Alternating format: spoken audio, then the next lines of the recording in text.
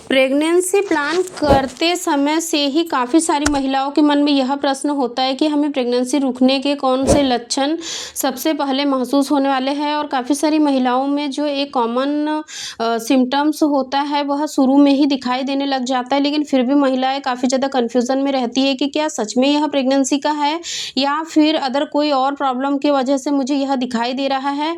तो आज के इस वीडियो में मैं आप लोगों को कुछ ऐसे सिम्टम्स के बारे में बताऊंगी जो कि आपको अर्ली स्टेज में ही दिखाई देने लग जाते हैं। पीरियड मिस होने से पहले ही आपको यह लक्षण दिखाई देने लग जाते हैं जो कि प्रेगनेंसी के होते हैं और प्रेगनेंसी को हमें प्रिडिक्ट करने में काफ़ी हेल्प करेगा। तो आज का यह वीडियो आप लोगों के लिए बहुत ही ज़्यादा इंपॉर्टेंट होने वाला है, क्योंकि लगातार ऐसे कई सारे क्वेश्चन हमें आते हैं कि मैम हमें यह सिम्टम्स अपीयर हो रहे हैं, हमें यह पता चल रहा है हमारे पीरियड्स डेट आने में अभी इतना समय बचा हुआ है, तो क्या हम माँ बन चुके हैं।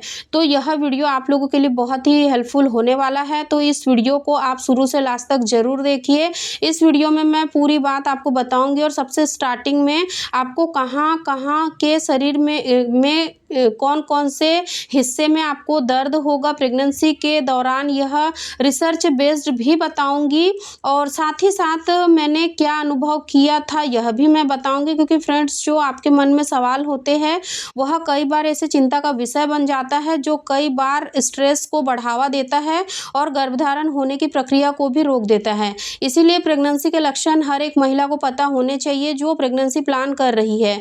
तो बिना वेस्ट एनी टाइम चलिए आज के इस वीडियो को हम शुरू करते हैं।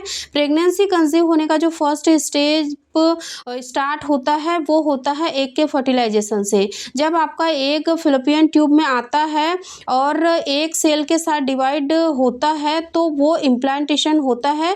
तो यह आपके ओव्यूलेशन के 8वें दिन से चालू हो जाता है। बेसिकली आपका जो ओव्यूलेशन पीरियड होता है वह 7 दिन का होता है या फिर 10 दिनों का होता है। इसीलिए पीरियड्स के बाद 10वें दिन से आपको अल्टरनेटेड बेसिस पे कांटेक्ट में रहने की सलाह दी जाती है। इस दौरान जब ओव्यूलेशन के समय एक सेल के साथ फर्टिलाइज्ड होता है, यानी कि अंडा जब स्पर्म के साथ फर्टिलाइज्ड हो जाता है और इम्प्लांटेशन होने के लिए आपके शरीर से ट्रेवल करके फिलिपियन ट्यूब से ट्रेवल करते हुए आपके यूट्रस में जाता है, तो शरीर को काफ़ी काम करना पड़ता है। और नॉर्मली जब आप बहुत ज़्यादा काम करते हैं तो आपके शरीर में दर्द भी होता है। कुछ ऐसा ही हमारे इंटरनल ऑर्गन के साथ भी होता है, जहाँ पर हमें बच्चा कंसीव होता है, यानी कि बेबी कंसीव होता है।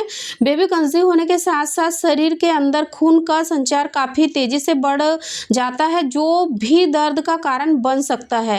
तो जब आपको प्रेगनेंसी रुकती है, आपके आरोपण का समय आता है, तो सबसे पहले परेशानी आपके पेट के अंदर होगी, क्योंकि यह सारी प्रक्रिया आपके पेट के अंदर ही चल रही है। हमारे नाभि के जस्ट नीचे हमारा यूट्रस है, यानी कि आपका गर्भाशय होता है। गर्भाशय के दोनों ही साइड अंडाशय होते हैं। यह अंडाशय 1 महीने छोड़ के काम करती है, यानी 1 महीने राइट अंडाशय से अंडा बाहर निकलेगा, दूसरे महीने लेफ्ट ओवरी से आपके एग रिलीज होंगे। तो इस तरीके से ये अपने तालमेल को बैठाए रखती है और हमेशा अल्टरनेटिव बेसिस पर एग को रिलीज करती रहती है। तो एग को रिलीज करने का और इसको फर्टिलाइजेशन का जो वर्क है जो आपके फिलिपियन ट्यूब के माध्यम से होता है। 2 फिलिपियन ट्यूब इसीलिए दिए गए हैं महिलाओं के शरीर में, ताकि एक में अलग परेशानी आ गई या फिर एक ट्यूब ब्लॉक हो गया तो महिला दूसरे ट्यूब और दूसरे ओवरी के साथ भी कंसीव आराम से कर सकती है। इसीलिए जब यह एग जो है मैच्योर होता है पीरियड के 10वें दिन से, तो यह फिलिपियन ट्यूब में आके 12 घंटे से लेकर 24 घंटे तक इंतज़ार करता है। अगर इस दौरान इसको सेल मिल जाते हैं, आप कांटेक्ट बनाते हैं, तो यह फर्टिलाइज्ड जो होता है, फर्टिलाइजेशन का काम भी आपके फिलिपियन ट्यूब के अंदर ही होता है। फिर यहाँ से जब फर्टिलाइजेशन होता है, महिला के शरीर में कई सारे हार्मोन्स बढ़ने लगते हैं, कई सारे केमिकल रिएक्शन होते हैं, जिस वजह से इस ट्यूब में काफ़ी ज़्यादा मूवमेंट होने लगती है। यह मूव करता हुआ ट्यूब आपको यूट्रस के अंदर एक फर्टिलाइज्ड एग को इम्प्लांट करने का काम करता है। जब इम्प्लांटेशन होता होता है जो महिलाओं के शरीर में सबसे पहला दर्द होता है कमर के नीचे। आपके पीठ के रीढ़ की हड्डी के नीचे जो कमर का भाग है बहुत तेज दर्द करता है और सुबह के समय यह बहुत तेज दर्द करता है जब आप अपने बेड को छोड़ती है, क्योंकि आपका बढ़ता हुआ गर्भाशय सीधे आपके बैक पे यानी कि आपके कमर पे बहुत ज़्यादा दबाव बनाता है। जब हम सोते हैं हमारा शरीर बिल्कुल ही स्थिर होता है और बढ़ता हुआ गर्भाशय का पूरा भार हमारे कमर के ऊपर आ जाता है, जो विजिबल तो नहीं होता है, आपको आंखों से नहीं दिखेगा, लेकिन शरीर के अंदर यह चीज़ें होती रहती है। साथ ही साथ जो दूसरा बदलाव आपको दिखाई देगा वह यह होगा कि आपको बहुत ज़्यादा थकावट महसूस होगी, आप बहुत ज़्यादा सोएंगी, आपको सुबह को या फिर दोपहर को हो जितनी बार भी आप अपना नैप लेती है आपको बेड छोड़ने का मन नहीं करेगा, आपको लगेगा कि फिर से मुझे सो जाना चाहिए।